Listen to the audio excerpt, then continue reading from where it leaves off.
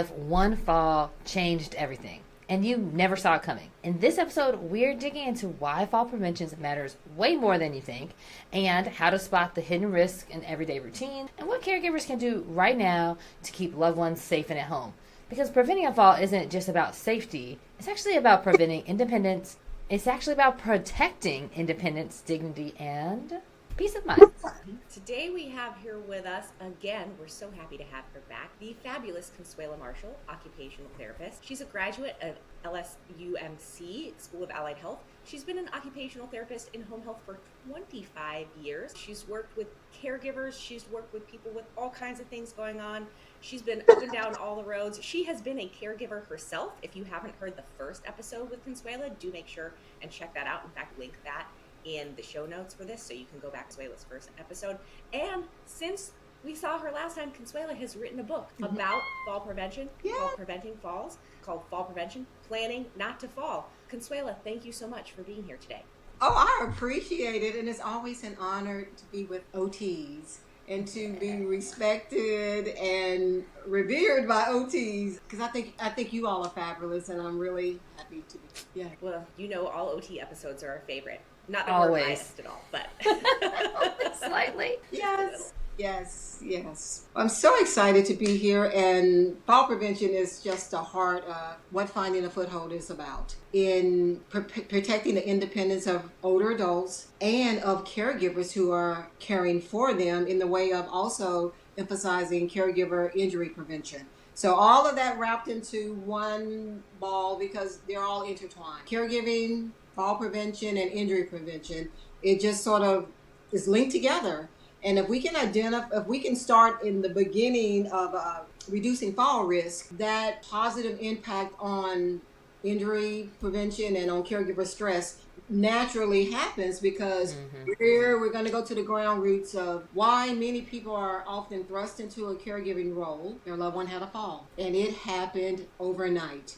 Instantly, they're a caregiver, and being in a role without any preparation or any tools of the trade on how to, which is common. Caregivers go into the role just unprepared, and those injuries that caregivers sustain are just tremendous. And we can always find many of those stories starting at a incident where someone had a fall. That's a really interesting point, and I think I want to kind of zero in on what you said about it seems like it happens overnight. But of course, the risks for falls not just happen overnight. Can you talk about that a little bit? Oh my gosh, yes. Aging is a subject that people just have to internalize and be accepting of, that aging is going to happen to all of us. The alternative is worse. That's what I always say. It really is. Facts. It really is. And our bodies, regardless of how we can make it look pretty and, do our best to look our best and be our best, we are in aging bodies. And with that, we have to be aware that as our bodies are being accepting of that change, and as the change is occurring, adapting lifestyles, adapting environments to accommodate for the body's changes. So when we're talking about fall prevention and we're talking about aging, it's important to realize that your body is likely giving you signs all along the way that things are not the way they used to be. But just in the busyness of life, or just in some denial, we're just everywhere, that we can often lose insight of self-awareness, that things need to be more proactive. People need to be more proactive. I need to be more proactive in how I live out life as I am aging. When you mentioned that many falls have precursors that people just are not aware of. So when I'm talking to a group of older adults, I'm getting them to really get in tune to what their bodies have been telling them. The slowing down, the taking a step back and looking at, is it getting more difficult to get out of a chair? And just stop and think, how many times does it take you to get up? Whereas before you just could get up without use of your hands. Then now you're using your hands, which is okay. But now if you're using your hands and you're still struggling, but you're like, okay, I'm coming, you're trying to get up and you're not realizing that your body's telling you there's something going on here. It's either the body is weaker or there's something in the environment, in how where you're sitting that needs to be adapted to accommodate for changes that are occurring. Whether it's going to starting to exercise and straighten your legs, or looking at how can I not sit in a chair that rocks or pivots when I get out of. And just be really conscious of these little telltale signs that fall risk are creeping into the picture. And they are there before the fall occurs. So I think we started like fast and furious because both Amelia and I are OTs just like you, and so we totally understand like why falls are such a big deal and how they're connected. But I wonder if you could like go backwards for our audience and just talk about like why is what our intro was not like clickbait. It's like true that one fall can change everything. Can you talk like about like maybe what some of the numbers say about falls in this country, or like how they lead to other things when you're an older adult, and like why we need to care so much? Because what I hear from people is like, oh yeah, I didn't actually have a fall, I just tripped and lowered to the ground. Kids fall all the time, this is a natural part of life. You know, they don't take it as seriously as I think we all take it. And so can you just talk a little bit about like why we should take this seriously? Oh, absolutely. Falls happen. People can think falls are for people who are careless, people that they should have just known better, and you exclude yourself from that category because you're not like them after you learn of someone else's fall. But falls are happening everywhere, and and I'll start from the standpoint of this. In the statistics, I've seen it two different ways: 80%, and in other places 90% of aging older adults desire to remain in their homes for as long as possible to the end of their life. They don't want to go live in with their children, and they definitely don't want their children moving back home to take care of them. And then that other alternative of going into a long-term care, that's out of the picture. That's not on anybody's bucket list. That's where I want to go. They want to stay at home. But if you're not conscious of how you're living life every day, that chance of being in your home for as long as possible diminishes when you have a fall. Take me back to the original question, because I had a thought and I got to get my little notepad here.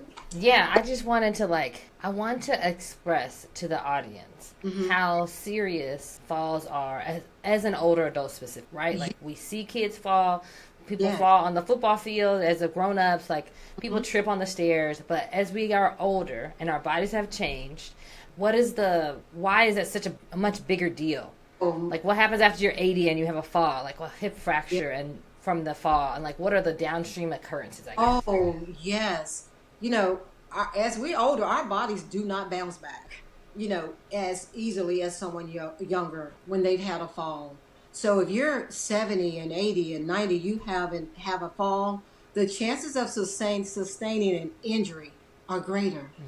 Statistics show, let me get this right, every 11 seconds, someone shows up to the emergency room due to an injury from a fall. So that's every 11 seconds. That's a high frequency. I don't think most people recognize. And that's not just every fall. That's like every fall that goes to the ER. That goes to the ER. Yes. So what does that do? That starts the ripple effect. When you fall, and number one, the statistics on the hip fractures due to a fall. I don't have those numbers right in front of me, but I can. I believe it's something like between 20 and 22% of people who have a hip fracture are not, and someone probably double check me here, but yes. I want to say it's somewhere around 20 to 22% who have a hip fracture are within the first year. Oh, yeah. And even higher percent people are unable to return to their prior level of function within the first year. That's pretty devastating. That's like almost 1 in 4. Yeah. It's bad business. And not to mention the immediate impact that it has on the family, starting from the point of the fall, where the concern is, where they're at the ER, and then they learning that there has been there's gonna have to be a surgery, and then you're thrust into this chaos of having to maneuver through the hospital aspect of rehab, trying to choose a rehab, trying to see if it's going to be covered by the insurance, and that transition to skilled nursing, all of those things that happen in an instant when a person falls. And we're not saying much about. I had a glitch on my computer stop, and we're not really saying a whole lot about. We haven't gotten to the point where we're talking about taking off from work. Yeah. And all the things that go with it. I apologize to pause. You all went away. I don't see anybody. We're here and we hear you. Okay, so I'll just be talking. So yes, that's where, that's when you said people don't understand how significant fall prevention is. Just one act that leads to a fall that happens in a second changes a life, changes your life, changes your family's life, changes your health forever. But just pausing to say, I hate to just harp on the negative because that is the reality of it. But I'm really conscious of going back to, but falls do not have to occur. Mm-hmm. Mm-hmm. They do not have to occur. Yeah, absolutely. Falls are so often, obviously we cannot stop every single happening. And falls are, of course, often multifactorial, right? There's more than one thing involved in building up fall risk. But so often, those risk factors that go into falls are preventable. And it's not even that we don't know. We know how to really, really manage a lot of these risk factors. We can manage them really well, but we have to be aware of them. We have to be proactive about them. Can you talk a little bit about what some of those risk factors are? I think, people always think about things like, muscle weakness, musculoskeletal issues, but there are a lot of different things into fall. Yes. I typically have 4 categories I try to emphasize. And one is the physical aspect of why people fall. And there's a lot of that. Balance, coordination, strength, endurance. All of those are factors. And these are factors that can be affected. They can be minimized in those areas. But then we also have behaviors, where behaviors play a big part in fall risk. Those countless stories of people climbing on chairs, climbing up on ladders, not purposefully planning how to reach or obtain something that is out of reach.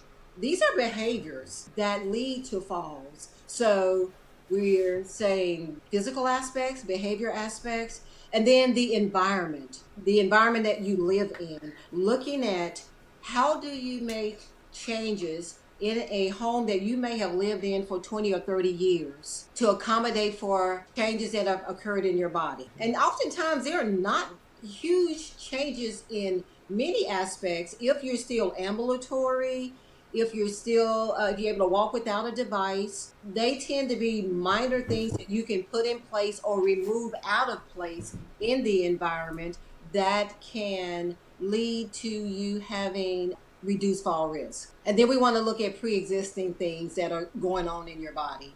What are some things that you know about in your health? Arthritis, pain, any other type of condition that you have, a prior stroke, or you may have medications that you're taking. Those things that you have to also take in consideration when you're looking at what are some factors that must be considered when you're wanting to reduce fall risk. Because if you're only looking at one, then you're only looking at an incomplete picture of how to reduce fall risk and have the greatest outcomes.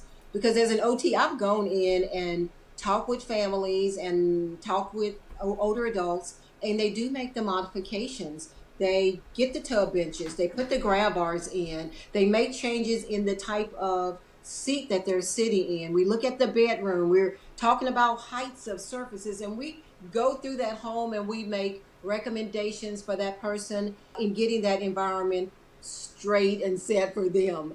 But then they have these behavioral things, that these habits of how they function their whole life. And we're not saying that it was a wrong thing that in how they do things, because that's why we have to, when you have children that are wanting to encourage fall prevention measures in their parents, you want to be careful not in how you present these things to parents, because if you say something that they're doing wrong that they've done all their life, that puts up a defense. It's just that the way they used to do things, when they had more flexibility, when they had more balanced reactions, when they had more strength, it wasn't concerning. But now that mom's 85 and now she's trying to carry a big roaster with both hands, a big pot, and she can't see where her feet are, and she also may have some neuropathy, then you want to look at what are some ways that we need to change behaviors so that we can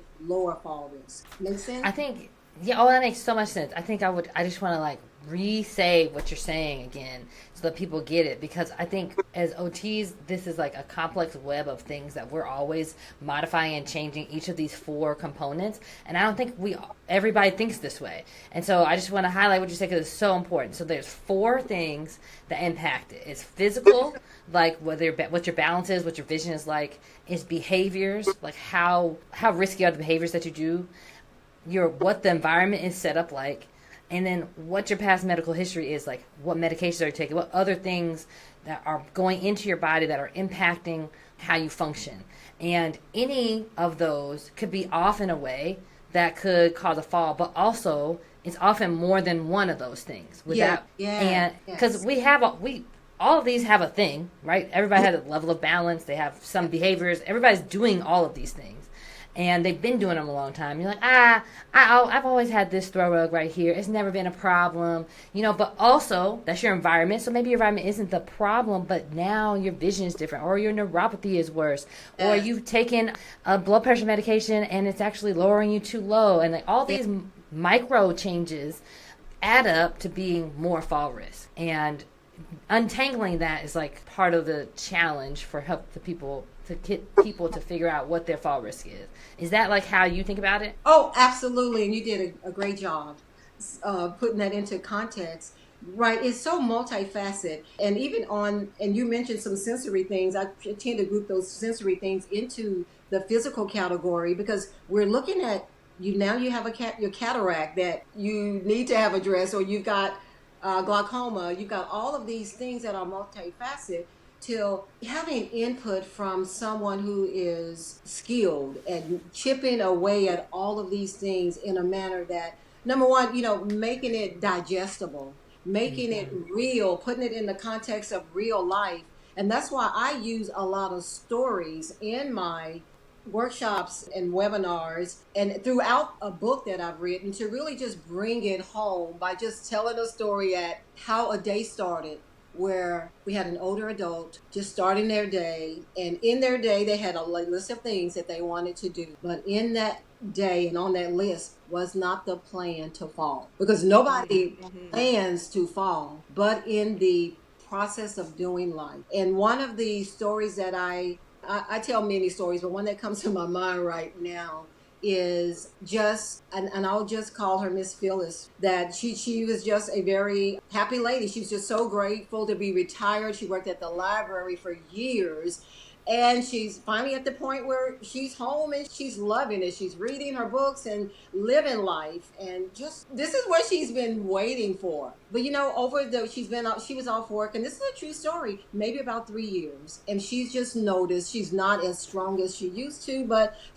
she's never really done anything about it, but keeps saying, oh, I need to move around more, but never taking the action to do something. Well, on this particular day, she had a list of things to do. She was going to meet up with some friends and doing things, but she was going to stay around the house and wait on a package first. So she had this FedEx driver that they just clicked, because she's always ordering things. So she was waiting on him to bring the package, and just putting the last finishing touches on getting dressed. So she got the notification on her phone that he was on her street or within distance. So she's like, oh, let me go hurry up, and I'm going to go to the bathroom, and I'm going to get tidy up, and then once I get my package, I'm going to leave. Well, in the course of it, she fell. What she did was, and the story is, she's rushing to the bathroom, didn't notice her dog had left a toy in the floor. So she's already on the phone saying, oh, I should be there. So she's multitasking. She's doing this, and she's already starting to just finish getting dressed and wanting to rush to go to the bathroom. They go to the door to meet the FedEx guy. right there in their story, I unpacked several things, that as older adults, we need to make commitments to ourselves about. And one of them is multitasking. And one is just being aware of your surroundings and just making sure things in your home don't put you at increased risk for falls. And I don't want people thinking that they have to live in a bubble or live in fear.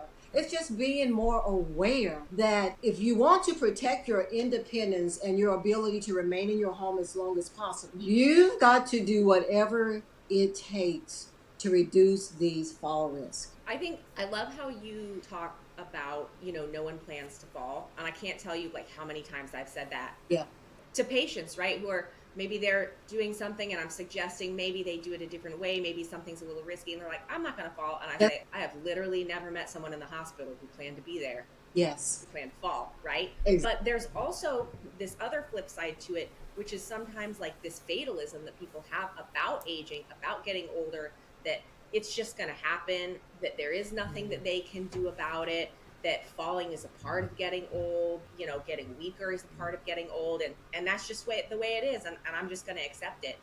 Can you talk a little bit about like the fact that we don't have to accept that it isn't a normal part of aging? Right. Falls are not a normal part of aging. And we can just go back to those factors that we just mentioned. When you put in place the things that you can do to affect those 4 areas and being more aware of that, you will increase your chances of not falling. But if you go by this mind, you have this mindset of, falls just happen. They often do, because if you have that mindset, you're not likely to make those concessions, do those things to reduce those risks. So it's sort of like, if you sort of believe that's how it's going to be, it probably will be that. Meaning, if you believe, falls are just part of aging, you're likely going to have increased risk of falling, because you're likely not going to do those things that you can do to reduce those risks. And I want to add one more thing.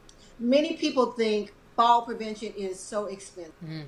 They look, we've had a decade of HGTV and all of the elaborate home modifications, all the things that, you get these people, these young couple that had one child, and all of a sudden they need a 7-bedroom home. And then you feel like everything is so expensive that, Also, somehow they have regular jobs too, and they're buying $1 million house. I'm like, how are you affording this $1 million house? I don't understand. I don't understand. Also, like renovating an entire home, soup to nuts, top to bottom, and their budget is $100,000, and I'm like, that feels unrealistic. It is, and I think just hearing the word home modifications or fall prevention puts up a wall, because they're saying, I can't even afford to even think about that, and I'm not gonna fall anyway. So next channel, change the channel, turn the page, next chapter, what else can I think about in my life? And I think a lot of that is going on, and it's especially going on in underserved communities. Because this misconception, because of the picture that has been painted, that if I can't do all of that, I'm not going to do anything, so why try? And another thing that I've learned is also, it makes people feel that what they already have, what they worked all their life to get, you don't know how long it took them to get that house, and it may even have been their mother's house, and it is their place of safety, is their their nest. And how for some people, when they hear home modifications or fall prevention, it makes them feel that everything I've done, everything I've accumulated, everything that makes me within the confines of these 4 walls means nothing, and it sort of discounts their whole life. And a lot of people in underserved communities think that way, is they want me to get rid of things that make me who I am. Oh, that girl came in and she wants me to get rid of my chair. She says I can't sit there. Now, I really have seen a lot of that. And my approach, and that's a big thing that leads to why I founded a foundation, is to really combat that mindset, because it is number one, fall prevention is not expensive. 3 of those categories cost you nothing. You can move your legs and exercise and reduce falls. You can change some behaviors and it costs you nothing. And you can be aware of your other medical conditions and know what the limitations of those are. It costs you nothing. But then, and in the aspect of the home modification aspect of it, there are several low cost to no cost things that can be done to reduce falls. And this is the heart of why I founded the Finding the Foothold Foundation, is to bring this education into underserved communities where the wall is already up when they hear about fall prevention, when they hear about taking classes that they can't even get to. And I know some things are online, but they can have access to. But when you don't value who the person is or make them feel valued, then they're not going to be receptive to any of this. And I believe, and this is just me, Consuela, why many of the evidence-based fall prevention programs don't have as much success as they have in underserved communities, and there is research about that. It's not packaged in a way that really speaks to many underserved communities. It doesn't even achievable. It doesn't even seem of value to them, or that it even pertains to them, because it's packaged for somebody else with all the means. And that is such a disservice, because in the area where I did so much home health, I saw the same patients repeated who were having falls, that I was giving them that information, and I can see now why they were looking at that and looking at a house that was like, it's clean. I mean, the picture in the background is a clean house. I'm like, it's cleaner than mine. And I'm giving them a picture. I'm like, that it's not that I'm not saying people live in messy houses. Don't misinterpret that. I'm just saying, make it suitable, make it culturally relevant to all people. Make things where people can say, oh, that sort of looks like the house I grew up in. And yes, we did do this. And yes, we did not have space because there were 3 of us in a room. That, just seeing like, okay, how can we move some things around? How can we make one area of your home safer? The area that you live in, your little piece of the pie. What can we do to make it safer for you in this home, even though it may be a multi-generational home? It may be things that may not be what the heart of society thinks as what a home life looks like. And so often, like, we have these external representations of what homes look like or what families look like, and they're based on a reality that doesn't exist, right? It's just not realistic for almost anyone. Like, I guarantee you, like, you see this little tiny corner of where I am right now, there's a reason the camera's not over there and over there, because I got a mess going on, right? Like, I'm a real person, And when people see a representation of a solution that looks nothing like their actual real life, then that solution feels unreachable, and you can't relate to that solution at all. And so, like, I think it's so wonderful the way that you're talking about this, Consuela, talking about how it's about meeting people where they're at and finding solutions for people where they're at. Because if we ask someone to do something that feels unrelatable, then it's also unmeaningful, and it's out of, if we meet people where they're at and we say, like, hey, yeah, that's okay. I understand. Like, this is the reality of your situation. This is also the home that you love. We're not trying to change any of these things. Let's work together in partnership to make sure that you get to stay in love, that we keep it the home that you love, that we just make it maybe a little bit safer for you. And, like, that's when we see really good outcomes. And that's so much of what our, like, the literature handouts that maybe we're putting out there are missing. Exactly. I've had a patient that didn't want to get rid of a rug. And so it was the pivoting point of how I've had every patient that didn't want to get rid of a rug. Yes. All of them don't want to get rid of every patient. Exactly. I've had that rug there for 15 years. I know that rug's there. I know that carpet's ripped. Oh, I know, they're saying all of this. But then when you get to the heart of people, like, I have learned to reframe my questions or my recommendations. Look, having this rug right here is not the best place. And then they'll tell me a story, and they remind me of my mom. Oh, I bought that from such and such, and I paid such and such. I'm like, Mom, that that was 25 years ago, but it's a story that she still had in her mind about that rug. So I would always go back to that, and I'm like, look, how about I like this rug. I said, in fact, it's sort of cute. It would even make a good little wall piece right here. Like, can we put like a thumbtack right here and you can keep your rug? Or can we put it in this other rug in another room? But I do understand that you do say this linoleum floor is cold. I do agree. So can we put a different rug right here? So that way I haven't disowned the fact that that rug, which is probably not valuable in money, has a valuable meaning to her, that I don't discount that. Like, I don't tell, like changing the wording, like if a sofa's too low, like, it's about to bottom out. It needs to be on the trash pile, but I can't say that. And I would never say that to anyone because that's their sofa. I'm like, look, I notice your sofa is low. Your sofa is low. Let's look at what we can do because you're struggling.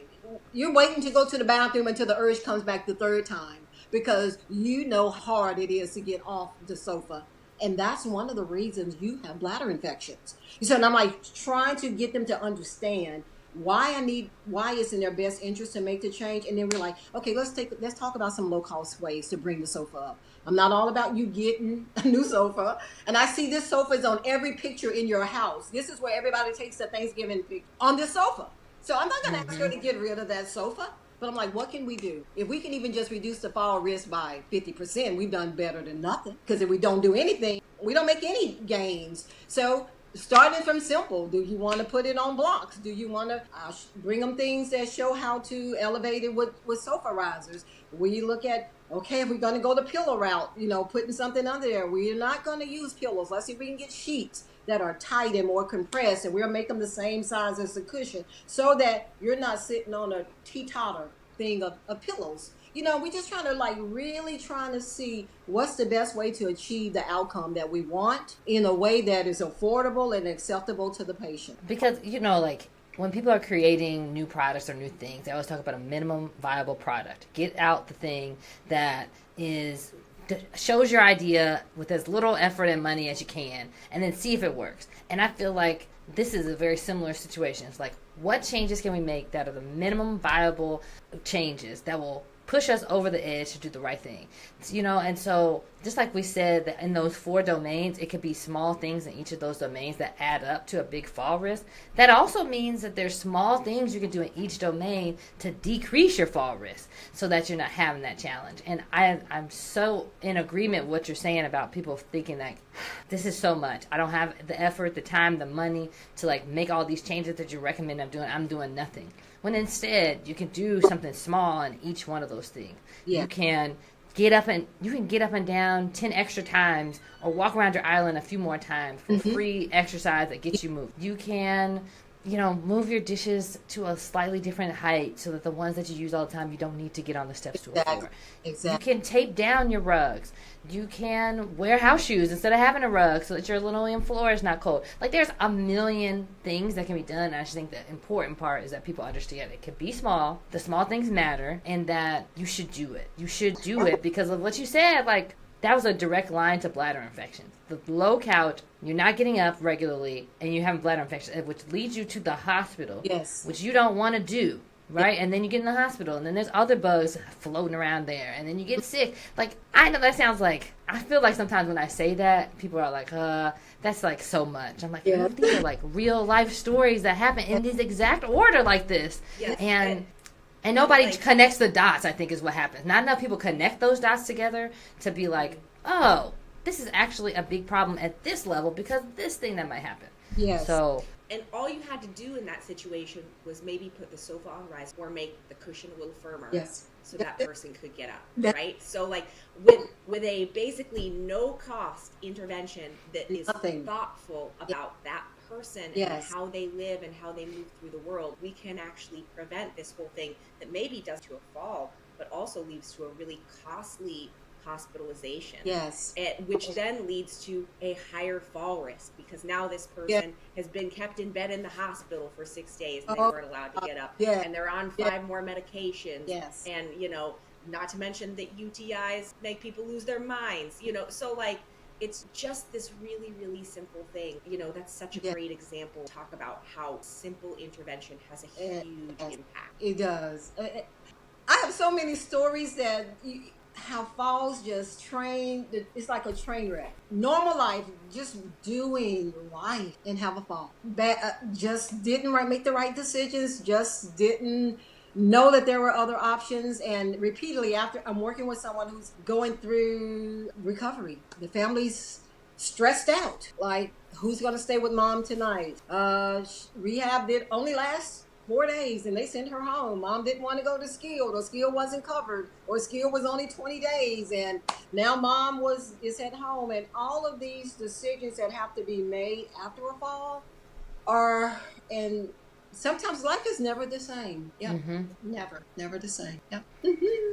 Well, I'm grateful for you taking so much effort to be able to educate all of us and educate specific communities that need it the most, and doing it in a variety of ways. So thank you for the work that you're doing. And so your book came out. Yes. And where can people find the book? Okay, I'm gonna show the book right quick. Ta-da. Nice. Fall Prevention, Planning Not to Fall. 31 stories similar to the one I just told, and with each story is a tip. It points out what that hazard was in that story, and it tells you some recommendations, either in equipment, often several recommendations, a behavioral recommendation and or an equipment recommendation that a family could put in place to decrease that story, that chance of that story being reenacted in their loved one's life. And I've gotten feedback. Ooh, that chapter about the dog, that was so my mom, about how picking up the dog or tripping over her blanket that she covers up with in the recliner, getting up and not seeing that it was entangled around her feet. Just all of these little stories about life. I mean, these are just stories about life that was interrupted by a fall. So that's what I tell them. You don't look at it as, oh, these fall prevention tips, because everybody can go Google them and say, put up grab bar. Okay, put up grab bar.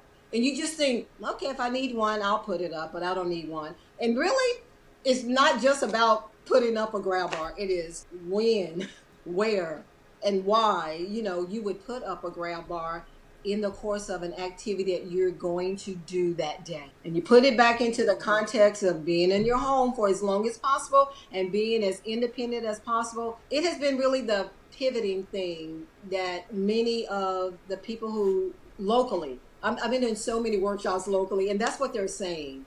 You really was talking about me, when I'm telling all the stories, or I'm getting people to raise their hand and say, okay, tell me about the time fail. And they start telling the story, and I'm asking, is it okay that we talk about this? And I ask you more specific questions about it and all of this. And we can break it back to the point where if the decision where a decision could have occurred, if you had known to make a decision here, it would have prevented the fall that happened after you not knowing what the right decision for that scenario would have been. So I'm really grateful about this on Amazon for $10, you all.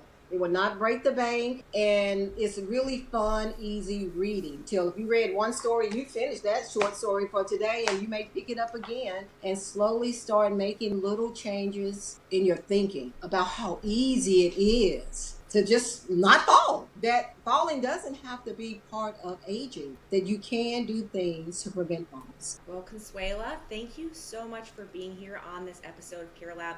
Y'all, if you want more from Consuela, you can definitely find that at findingafoothold.com. I also find links to her book on Amazon there. We will link in the show notes to findingafoothold.com. So if you want to get more from Consuela, you scroll down and find that there in the show notes. A couple of other suggestions. If you enjoyed this episode, definitely go back, listen to Consuela's first episode with this, where she tells her own caregiving story with her mother. That is, I think, one of my favorite episodes, actually. Yeah. If you are more interested in learning about the medical consequences of falls, that's an interesting topic to you. We did a great episode with Dr. Brittany Lamb last year around this time about the consequences of hip fractures in particular. That's a really interesting episode. Go check that out. And most importantly, if you made it to the end of this episode, then like, subscribe, share, leave a comment, leave a review. These are the best ways to help reach other people who would benefit from the types of information I share here. Thank you so much for listening. We'll see you right here next week back on CareLab. Bye. Bye, everybody.